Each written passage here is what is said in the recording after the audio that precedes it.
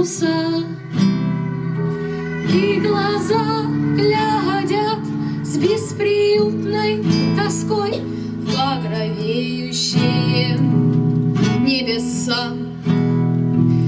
И вдвоем по тропе навстречу судьбе, не гадая, в ад или в рай, так и надо идти, не страшась пути, хоть на край земли, хоть за край.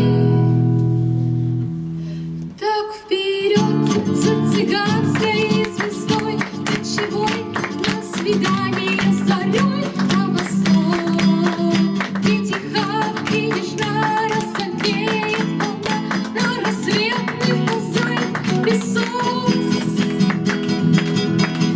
Так вперед за цыганской звездой, кочевой до ревущих южных широт, где свиреп